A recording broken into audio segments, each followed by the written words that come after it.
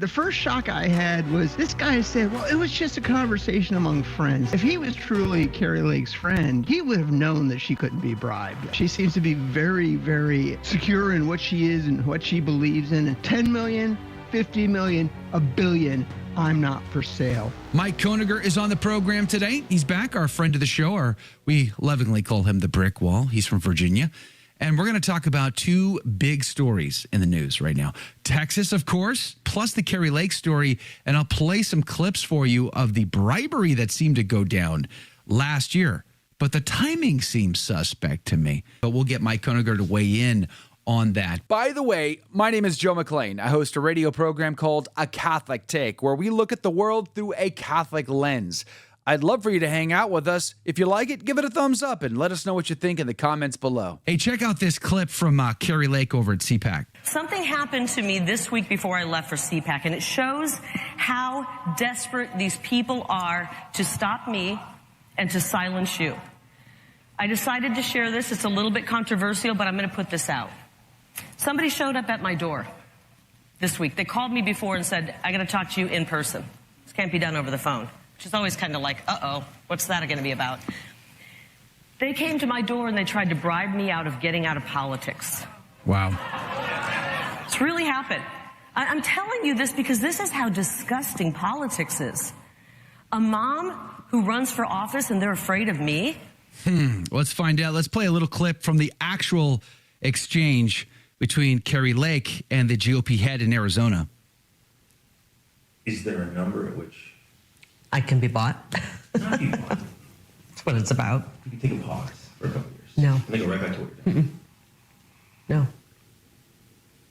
10 million, 20 million, 30, no. A billion, no. This not is about money. stunning audio between the two. And I'd like to get Mike Koeniger, friend of the show, affectionately called the Brick Wall, to join us. A retired Coast Guardsman, by the way. Kari Lake issuing this audio clip. She clearly recorded this. What is your take? What is your initial reaction to this bombshell news?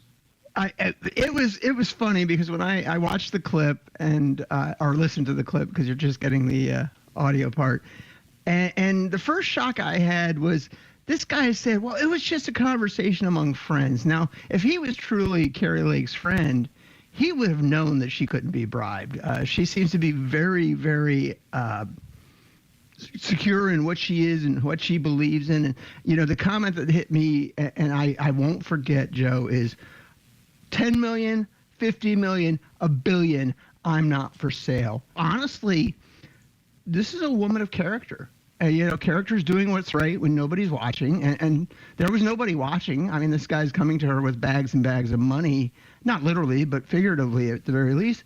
And she's saying, I'm doing this for my kids. And I am not a lover of either political party, much like yourself, but I would vote for this woman in good conscience because when she was under pressure, she picked the right door. You know, she picked door number 1 and not door number 2. And so I was very impressed with her level of character, to be honest. Wow. Am I shocked? Am I shocked that she was being bribed? No. I'm sure it happens every day in this country, and that's just sad. I'm happily surprised that there are more people of this level of character that just say no way. And she's probably not the only one. The former congressman from Texas, Ron Paul, he couldn't be bought. We know that from a lot of the stories that we're now finding out. And there have been others. Those two come to mind immediately, though. Okay, I don't disagree with what you said, but at the same time, one red flag definitely came up, and that's on the timing of things. I get it. You pull out your phone, you hit record, you got it on standby and ready because you don't know what you're about to face, but you know something's fishy because your red flags are going off. Fair enough. Got it. No problem. Then you wait a whole year to tell anybody. She may be telling the truth. She may be a person of great character. Why wait a year? I had the same question, and I think oftentimes people are afraid that the character assassination is going to start.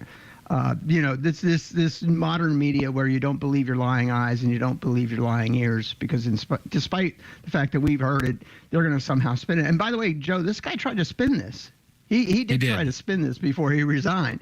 And I think her fear was she was going up against a big, giant machine. And folks, they call it the uniparty for a reason. I think the tactics are the same across the board. And by the way, Joe, I tend to vote to the right more often than not. So I'm not attacking the other party. I'm attacking the party I tend to align with on some issues. Of course, as a Catholic man, it's hard to have any party to align to in the modern age. But yeah, I think there was probably a level of fear. But maybe I'm the optimist. It's funny that today you're more cynical than I am, Joe. Usually it's the opposite. You brought up the whole he tried to spin it thing. Let me just hit on that. Quote, I said things I regret, but I realized when hearing Lake's recording that I was set up, close quote, Mr. DeWitt said in a statement, going on to say, quote, I believe she orchestrated this entire situation to have control over the state party. It's obvious from the recording that she crafted her performance responses with the knowledge that she was recording it, intending to use this recording later to portray herself as a hero, close quote. Now, I am not giving Mr. DeWitt a pass, okay? Again, very slimy, but she did turn this on. She did craft her performances. They might have been sincere, but they were still crafted. They were still thought through ahead of time. Is there a second wrong in her putting that chip in her back pocket and waiting to play it at the appropriate time that gives her the biggest bang for the buck? Feels manipulated. I just want to repeat that because I think it's important. Oh, I don't disagree, Joe. I think she knew exactly what she was up to. She's obviously very clever. She's obviously very smart, and so I don't disagree with anything you said. And the $1 billion that was certainly played for the audience that she knew was going to be listening to this recording. But in the end, yes, I think it was a performance. I think she got them right where she wanted them, and was happy to leverage that to get them out of her way. But again, what are they afraid of with her? And that is what I keep saying. What is it that made them this afraid? I don't think the Republicans love her any more than they love Marjorie Taylor Greene or Donald Trump. I don't think they love any of these guys because they're not part of the machine. I think that there is something going on within American politics. And by the way, I grew up just south of that horrible city on the East Coast. So it's the money. The powerful people back east aren't the senators and the congressmen. It's the money that pays for them. And, this representative democracy or representative republic we live in, they don't represent you and me. They represent their donors. Let's talk about Texas. And the governor has put out this very strong response to now what we see as the Supreme Court ruling 5-4, allowing the federales, can I call them federales? The federal agents to cut the barbed wire to get it out of the way so that illegal immigrants can cross just about anywhere they want rather than crossing at the prescribed checkpoints. What is your take on this story? Well, first off, the Supreme Court didn't really rule against Texas as in a proper hearing. They stayed an injunction that did not allow the federals to remove the barbed wire that had been laid. The one thing that did, though, what the circuit court did for Texas, it allowed Texas to lay a whole lot of barbed wire out without the federals coming in behind it and pulling it out. My take on this is that the federal government, and by the way, this was a mission I was very involved in during my Coast Guard career, we called it Alien Migration Interdiction Operations back then. I don't think that's wow, that's a mouthful. Now. That's a mouthful. Yes, but it is a mission I was very involved in. I'm sure they changed the name because that's certainly not touchy-feely, or woke. But it's a serious mission. But and I'm not attacking ICE. I'm not attacking the Border Patrol. I think they've been handcuffed and by the Biden administration. And so, if the numbers are to be believed, somewhere between 6 and 10 million have come across that border in the last 3 years. That is significant. And by the way, Joe, I say this every time we talk about this issue. I am the son of immigrants, and I always say this. Well, we all are. Well, no, I'm actually not the grandson. I am the son of immigrants. My parents were immigrants to this country, and so I have a heart for immigrants. And I do believe, on the whole, immigrants contribute to our society in positive ways. You're not eating fruit or vegetables that haven't been touched by immigrants. You're probably not living in a house that wasn't built by immigrants.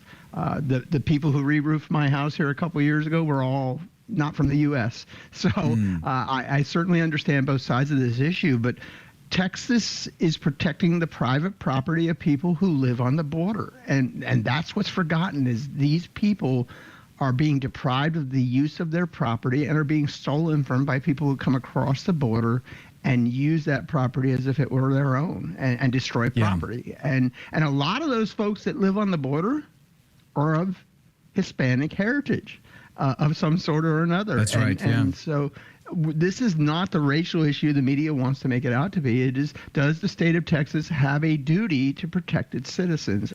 I guess one of the questions that I'm really struggling with in this is it a day late and a dollar short? I mean, why didn't we do this 3-4 years ago? That's one of my questions. And we're seeing states now line up in support of Texas, but we are starting to see a map of division in our country that potentially we might not have seen since the 1860s. What say you, Mike Koeniger? I'm certainly concerned. I think we're very divided. We've seen this happen in American history. It does happen on occasion. The support during World War I was another time where we were heavily divided prior to the U.S. entry into the war. And by the way, if folks don't remember, Woodrow Wilson did imprison political dissenters during the First World War, so it has been as bad, at least in our history. But to your point, it tends to fall on these lines where it is the southern part of the U.S. And then some of the western states that tend to align against the northeastern elite. And I use that term on purpose, Joe, northeastern elite, as a man who has a great love for this. I have a great love for the state of New Hampshire, which you've heard me wax poetic about constantly. So sure. I'm not picking. But yes, I do see that there's a division here. And the division, let's set aside the politics of this. Who is most impacted by this immigration? And it is the southern states. The last thing Abbott did before this letter was the shipping some of the immigrants to these sanctuary cities, which I thought was politically a funny move, but it was really, I don't know that it meant anything other than, hey, if you're going to vote for sanctuary. But he's been really quiet since then, Joe. And this is, I'm not a Texan. I want to root for Abbott, but he tends to get quiet and then all of a sudden do something. We saw the same thing during COVID where he was very quiet much longer than he probably should have been. Yeah. So, I mean, it boggles the mind here. Okay, listen, there's an agenda here for open borders and free for all because, maybe it's to replace the population. Maybe it's the vote that they're after or control. But nonetheless, it just seems to boggle the mind that how common sense thinking people, no matter where they fall in the political perspective, seem to buy into all this rather than to go, I think there really ought to be tight border security with maybe some generous immigration policy. It is the wild, wild west over there. It really, really is. How is that good? God bless everyone. How is that good for anybody? Did you like that video? It's okay. You can admit it. It's perfectly fine. Hey, we cover the big stories of our day, from inside the church to outside the church to all points in between, and we do it from a Catholic perspective. It's called A Catholic Take. It's a radio program Monday through Friday. We live stream it right here on this channel, by the way, so make sure to subscribe, like, and share. We would be very grateful to you. And don't forget, you're going to want to watch this video right here because you don't want to miss anything.